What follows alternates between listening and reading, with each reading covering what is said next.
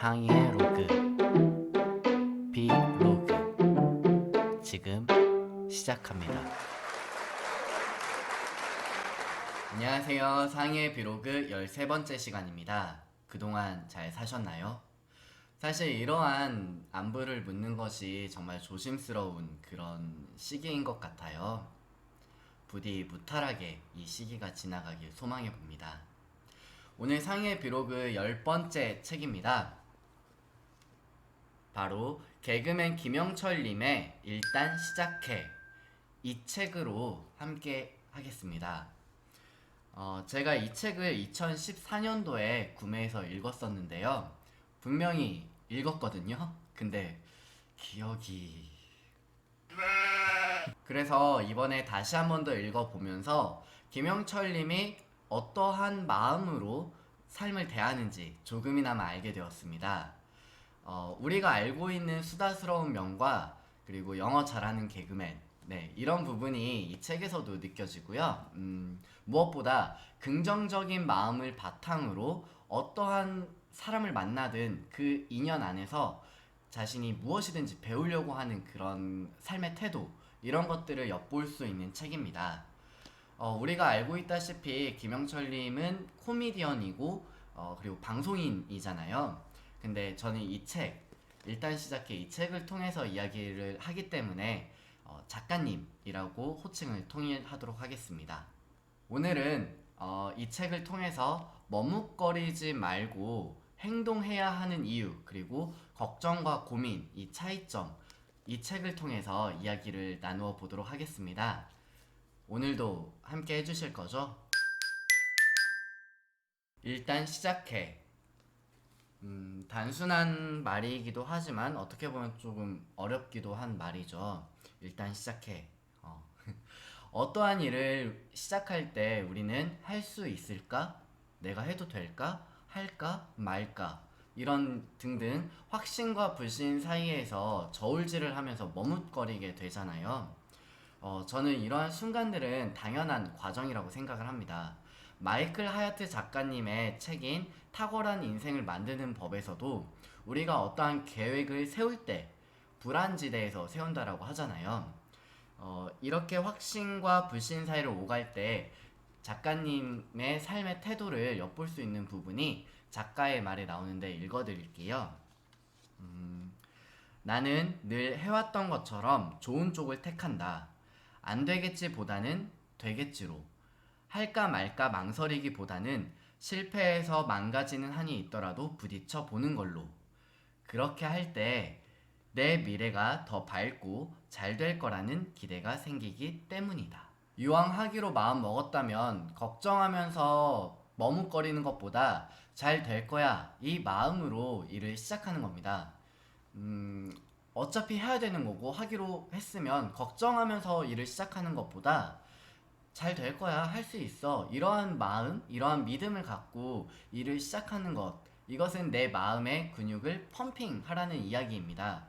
즉, 내 자신을 믿어주고 일을 시작하면 내가 이 일을 어떻게 하면 더 잘할 수 있을까라는 성장의 질문들을 할 수 있다고 생각이 듭니다.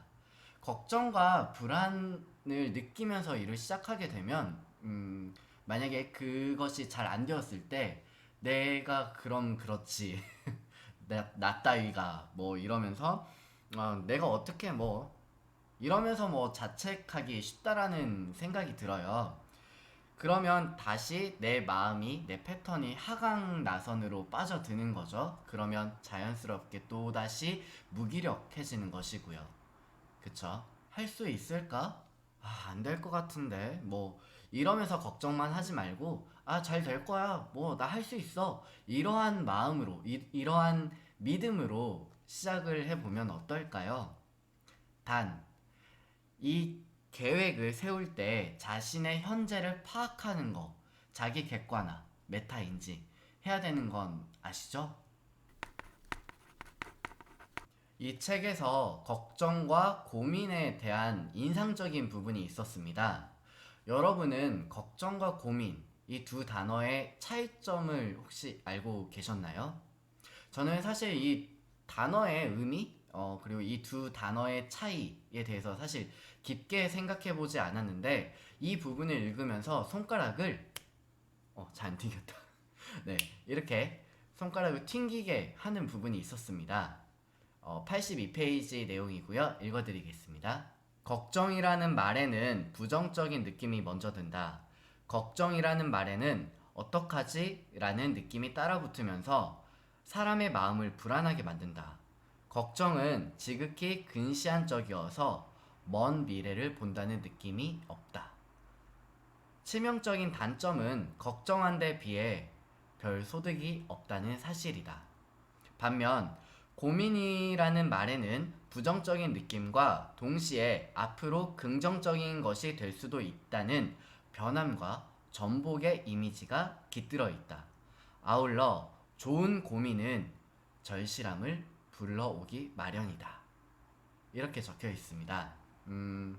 이 부분에서 걱정과 고민의 공통점은 부정적인 느낌이지만 차이점은 걱정에서는 불안함을 만들지만 이 고민은 불안함과 동시에 변할 수 있다라는 기대감, 이 기대감도 갖고 있다라고 저는 해석을 했습니다.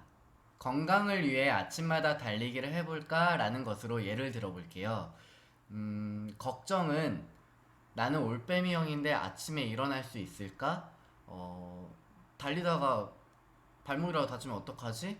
뭐 비라도 내리면 못 뛰는 거 아니야? 뭐 등등 이런 것들을 떠올리면서 머뭇거리고 하지 않는 것이라면 고민이라는 것은 그래 나 올빼미형이니까 밤에 뛰면 되지 않을까? 발목 안 다치려면 스트레칭 열심히 하고 뭐 웜업으로 조금 걷다가 살살 달려보면 되지 않을까? 그리고 뭐 비라도 내리면 아파트라면 뭐 계단이라도 오르락 내리락 하면 되지 않을까? 등등 이런 것들을 떠올리면서 내가 애초에 세웠던 건강을 위해 달리는 거, 이 목표에 포커싱을 맞추는 것입니다. 즉 걱정이라는 것은 불안하다면서 내가 머뭇거리고 하지 않는 것이라면 고민은 불안함에도 불구하고 내가 할 수 있는 것, 실행 방안을 찾는 것이라고 저는 생각합니다. 사실 이미 알고 있었죠. 그쵸?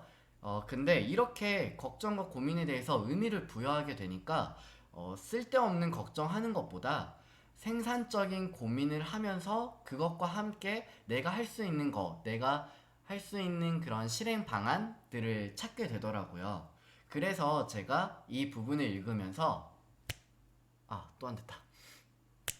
네, 이렇게 손가락을 튕기게 되었습니다.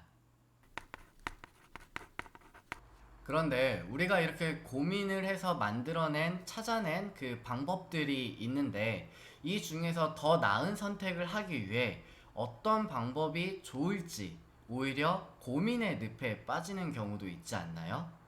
저 같은 경우도 그러한 고민의 늪에 빠져서 허우적대는 경우가 많은데 생각해보니까 더 나은 선택 이것 때문에 최적화된 것을 막 찾으려고 하다 보니 미루어지고 조금씩 지연이 되는 것 같아요. 이에 대해서 책에서 나온 사례를 한번 말씀드려 볼게요. 202페이지에서 203페이지에 나온 내용이고요. 작가님의 한 선배가 영어 공부에 관심이 있어서 작가님에게 물어봤다고 합니다. 그 선배는 무언가를 배우고자 하는 의지가 굉장히 강한 사람이라고 해요. 선배가 영어 학원을 다니려고 하는데 단어를 너무 몰라서 어떠한 단어집을 본 후에 학원을 가는 게 좋을지 작가님께 물어보더랍니다.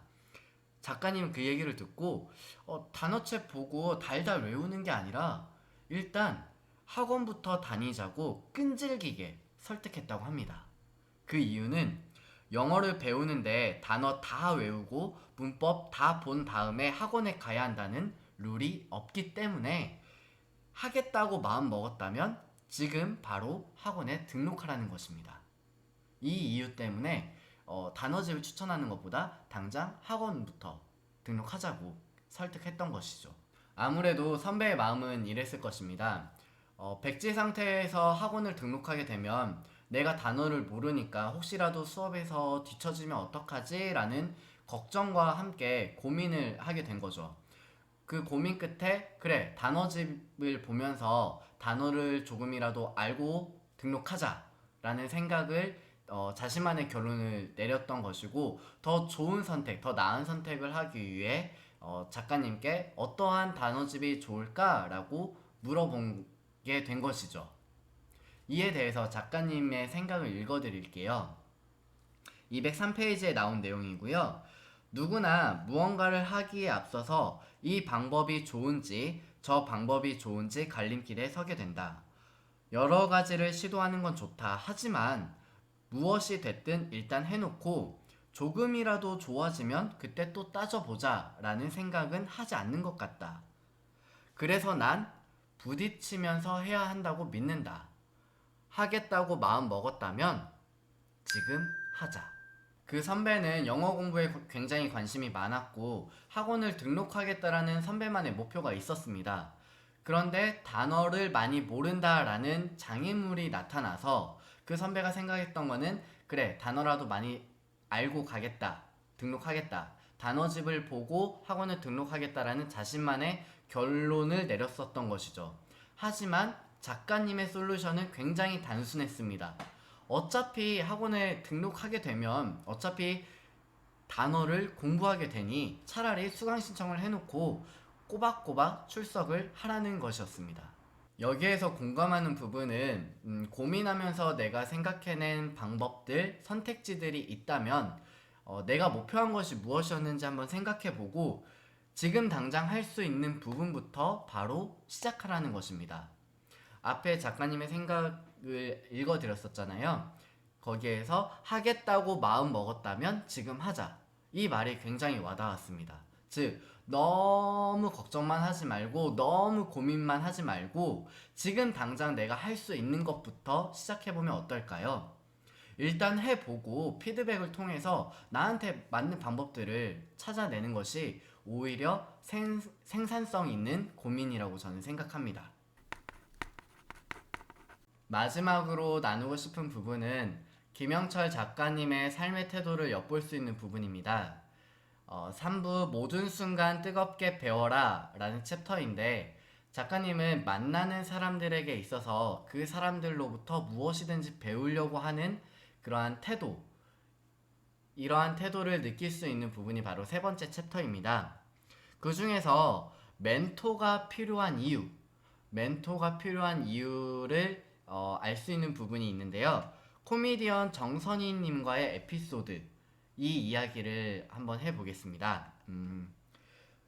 작가님에게 있어서 정선희님은 영어 공부를 하는데 정말 많은 힘을 실어준 분이라고 해요. 여러 목표를 세우고 또한 그것을 이루는데도 큰 역할을 해준 멘토 중 한 사람이라고 합니다. 정선희님이 일본 원서를 번역해서 초콜릿 다이어트를 출간하고 책 제일 앞장에 영철아, 우린 고인물에 있으면 안 돼. 늘 분주히 살고 깨어있길. 이러한 문구를 적어서 주었다고 합니다. 우린 고인물에 있으면 안 돼. 늘 분주히 살고 깨어있길. 너무 멋진 말 아닌가요? 새로운 것을 향해 분주한 삶을 살아야 한다. 이러한 메시지를 담고 있잖아요. 그쵸? 작가님은 이 영향으로 막연하게 자신도 영어를 잘하면 책을 번역할 수 있지 않을까라는 그림, 목표 이런 거를 세웠다고 해요. 그런데 내가 잘할 수 있을까? 이러한 고민을 했는데 에이 모르겠다. 일단 그냥 열심히 해보자 라는 태도로 덤벼들었고 과정은 굉장히 힘들었지만 결국 2011년 겨울에 치즈는 어디에? 라는 책을 번역하여 출간하게 되었다고 합니다. 굉장히 플렉스한 사례죠. 그쵸? 본인이 따르는 선배를 보면서 자기 자신도 꿈을 꾸게 됐고 새로운 꿈을 갖게 되었고 또한 그 꿈을 이루어 나가려고 노력했고 이루어냈고 굉장히 건강한 멘토와 멘티 관계라고 저는 생각이 들었어요. 그리고 작가님은 자기 자신이 선배들에게 이렇게 받은 것을, 좋은 영향을 받은 것을 후배들에게도 나눠주고 싶다라고 해요. 이러한 삶의 태도를 갖게 되는 것, 이게 정말 서로에게 힘이 되는 건강한 관계라고 저는 생각이 듭니다. 이 책에는 정선희님 외에도 이회수 작가님, 그 다음에 신동엽님, 강호동님, 배우 고현정님 등 작가님이 이 사람들을 만나면 무엇이든지 배우고 있다, 배우겠다 라는 태도를 엿볼 수 있는 에피소드들이 담겨 있습니다. 마치 그 고인물에 있지 않고 신선한 물을 찾아서 늘 깨어있고 분주히 살려는 그러한 삶을 살려는 태도들이 담겨 있는 것처럼요. 굉장히 멋진 태도이지 않나요? 자, 지금까지 김영철 작가님의 일단 시작해 이 책을 통해서 이야기를 나눠보았습니다. 우리가 알다시피 김영철님은 영어 잘하는 개그맨, 가끔 웃기지 않는 개그맨, 안 웃긴 개그맨, 이렇게 방송에서 보여지는 이미지를 떠올리게 되죠. 근데 저는 이 책을 보면서 그렇게 방송에서 보여지는 이미지 외에도 굉장히 멋지게 자신의 꿈을 꾸고 그 꿈을 이루기 위해서 노력하고 살아가고 있다라는 것을 이 책을 통해서 알게 되었습니다. 특히 누구를 만나든 그 사람에게 무엇이든지 배우려는 그러한 태도는 정말 멋진 태도고 닮고 싶은 부분입니다. 사실 생각해보면 1999년에 데뷔를 해서 지금까지 방송 활동을 꾸준히 하고 있다는 것 자체도 굉장히 멋진 일이라고 생각이 들거든요. 근데 이 방송 외에도 본인이 영어 공부를 통해서 강사도 하고 그리고 이렇게 책도 내고 영어 관련된 책도 내고 이렇게 본인의 영역을 확장한 것 자체가 굉장히 인고의 시간을 견뎠기 때문에 가능하다고 생각이 들고 그리고 무엇보다 앞에 서두에서 영상 처음에 얘기했었던 것처럼 긍정적인 마음 일단 해보자 라는 이 마음 때문에 지금의 김영철님이 형성이 된 게 아닐까 라는 생각을 해봅니다. 하고 싶은 것이 있다면 머뭇거리는 것보다 일단 시작해보는 것 이것도 중요한 것 같습니다. 실행하지 않으면 그것이 뭐 실패를 했든 혹은 성공을 했든 모르는 거잖아요. 일단은 해보고 피드백을 통해서 내가 보완할 수 있는 부분 보완하고 이 방법이 아니면 다른 방법 다른 것들을 찾아내려고 한다면 우리는 결국 성장을 향해 가는 것이지 않을까요? 그쵸? 귀한 존재인 우리 신선한 물을 찾도록 깨어있는 분주한 삶을 어떻게 하면 살 수 있을지 생산적인 고민을 해보고 지금 당장 우리가 할 수 있는 것부터 일단 시작해보는 건 어떨까요? 다음 영상으로 만날 때까지 우리 잘 살자요.